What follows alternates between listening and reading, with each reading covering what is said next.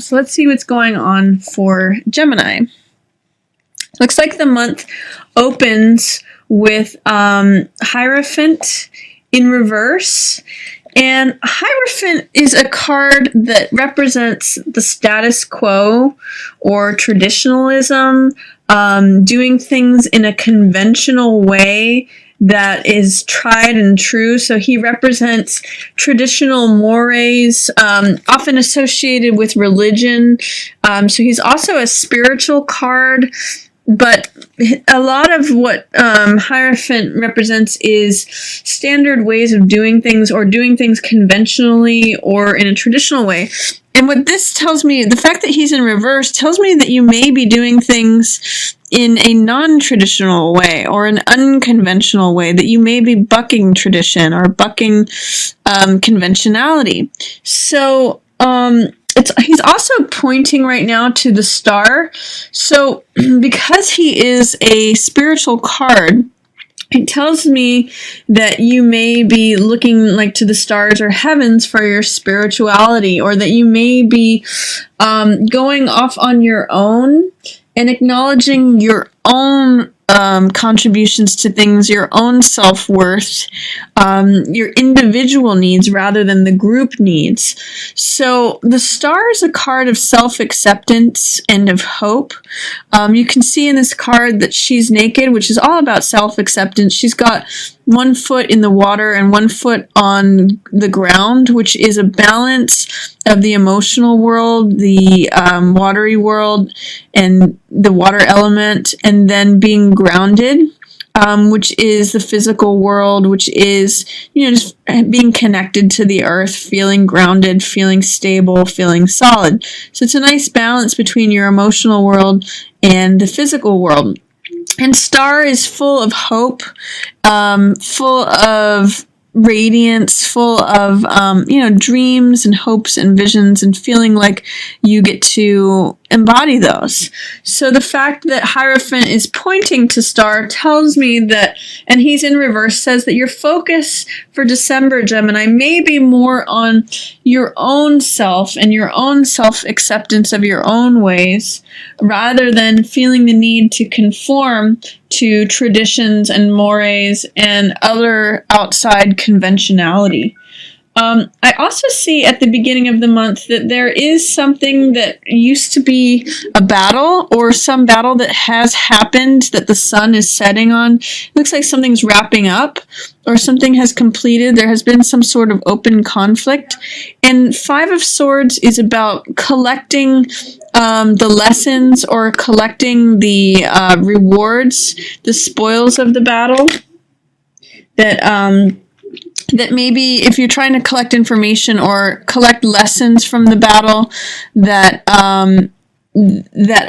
has happened, it's trying to take something away from what has happened. So I call this card picking up the pieces.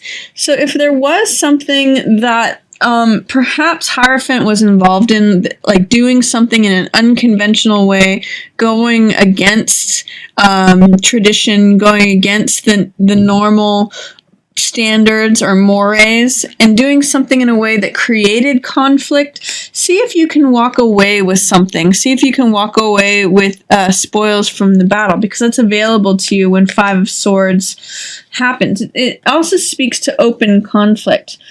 Two of Coins is joint finances. And it can also be juggling things. So in the reverse position, it tells me that you may be feeling a little overextended, perhaps especially related to money.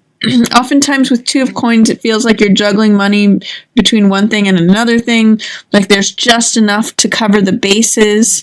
And it feels like you may have a couple balls in the air and are having to juggle things. So when this card comes and it's in the reverse position, see if you can find balance between, say, work life and home life, or work life and personal life. If you can manage to see have a fun or flexibility with all that you're juggling. That's usually my recommendation when I see 2 of coins in reverse. It also tells me that there may be a division between any kind of joint finances. That may be splitting up. If you have common assets with someone else, 2 of coins in reverse tells me that there may be some tension between that.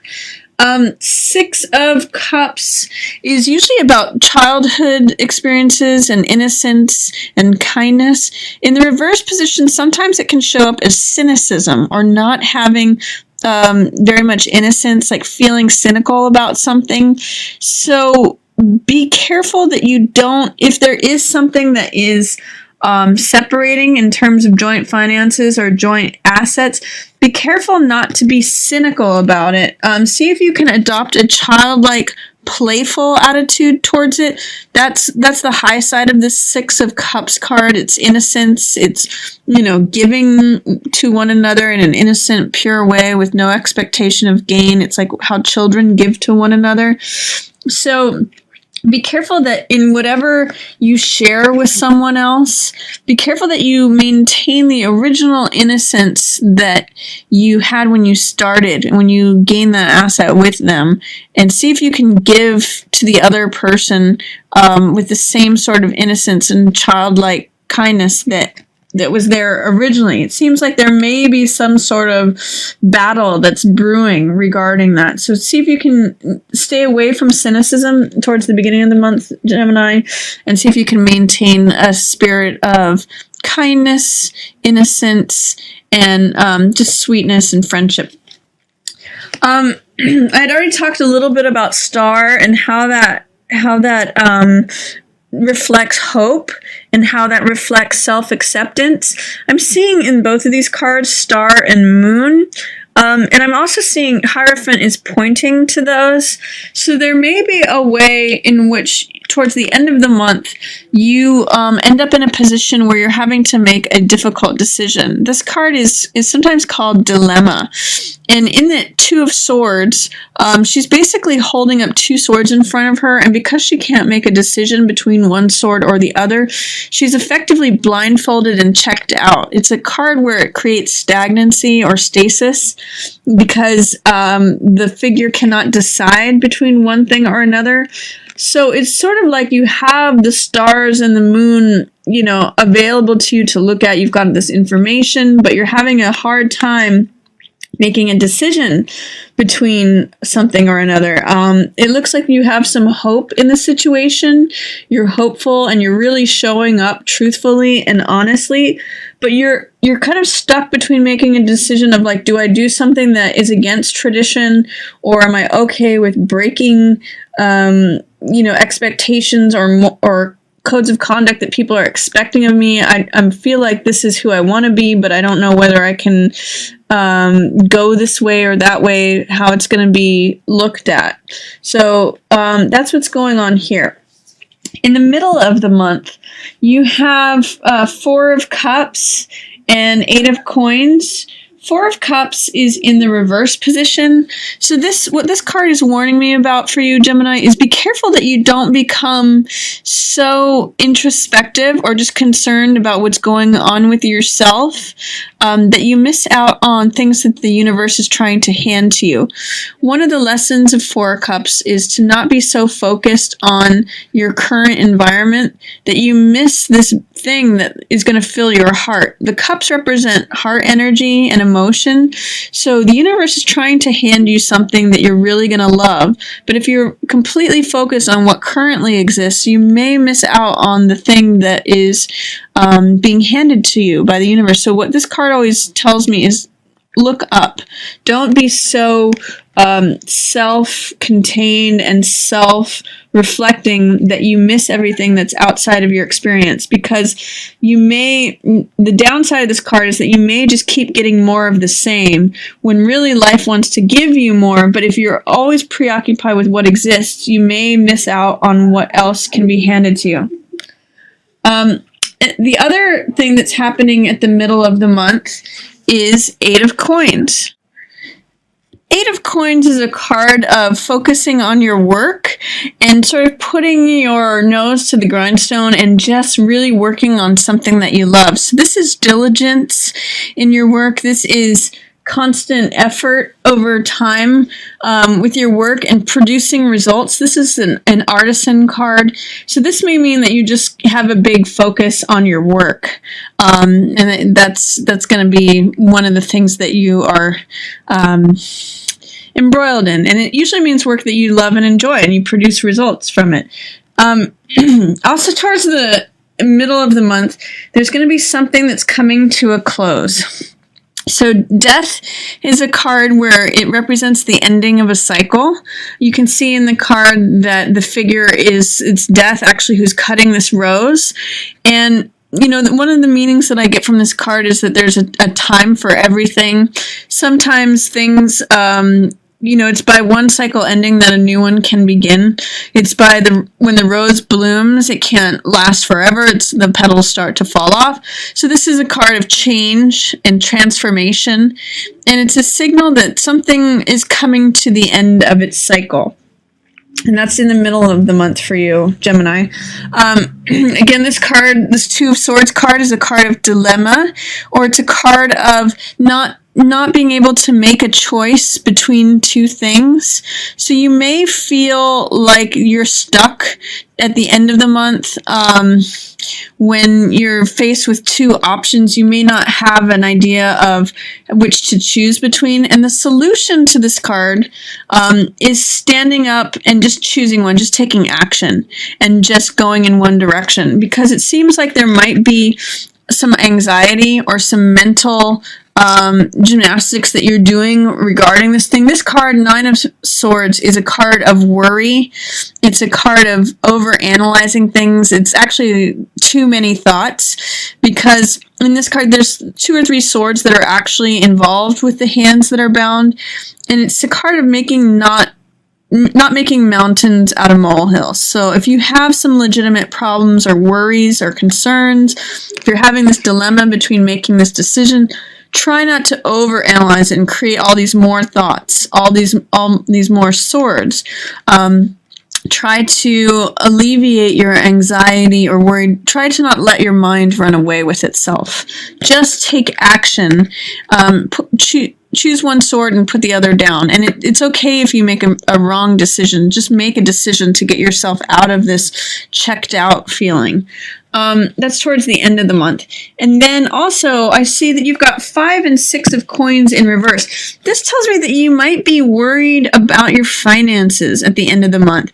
5 of coins is often depicted as financial loss, and 6 of coins is a card of resources, the haves and the have-nots. We see in both of these cards a beggar appears, so this tells me that you might be feeling like you're depleted financially. But one of the focuses of this card, 5 of coins, is keeping your focus on the spiritual world, the world that is always available to you to renew you, to fulfill you, where it's always warm and comfortable. And that's where the person who's rich lives, is in that spiritual world of abundance and prosperity. That's why they have the resources to give. So, maybe with holiday spending, you're feeling like you're depleted in terms of your resources. But just understand that, things can, if you keep your focus on what you have spiritually, that may be able to comfort you through a financially difficult time, or that may, be careful not to get wound up in worrying about your finances or being overly concerned. Again, just take action to resolve any situations that you might come across in that way. For you, Gemini, we have a new moon in your 7th house of partnerships on December 11th. So that may mean that if you're in a partnership, that it may take on a new phase, that it may, you may get a new segment or a new cycle in your relationship, or you may even take a new journey within it. Things may develop in a new way. If you're not in a relationship, then you may find a new relationship. It's a good time to set the intentions during a new moon for partnership, and that could be romantic, or it could be a business partnership, or in whatever way that you may partner with someone. 7th house is your house of partnership. So new moons there are a good time to set new intentions for new partnerships that may develop over the next 6 months. On December 25th, we have a full moon in Cancer. That's in your 2nd house of material assets and possessions. So there is a way that something's coming to the surface, something is completing, or something is coming to fruition during the full moon, December 25th on Christmas Day. So if there's something that you've been trying to acquire, like a house, you may make your final payment there. Or you may finally come into ownership of something that you've been paying off, or something completes. Like if you have owned something like a boat or any kind of material financial asset, you may decide that you've completed it and that you no longer need it. So you may be willing to release it. That's another meaning of full moons, is that something comes to completion, to fruition. It's ended its cycle. It is ready to be let go of. So that's happening in your 2nd house of finances. It's also possible that you may see something come to you, some money that's promised you, a raise, or something finally come to light during a full moon. So it finally comes to completion, that you get that financial asset coming to you. So that's your reading for December, Gemini. I hope you enjoyed it. If you have any questions, feel free to write them in the comments. I love replying to the comments down there. And also feel free to like, share this video on any platform, and subscribe.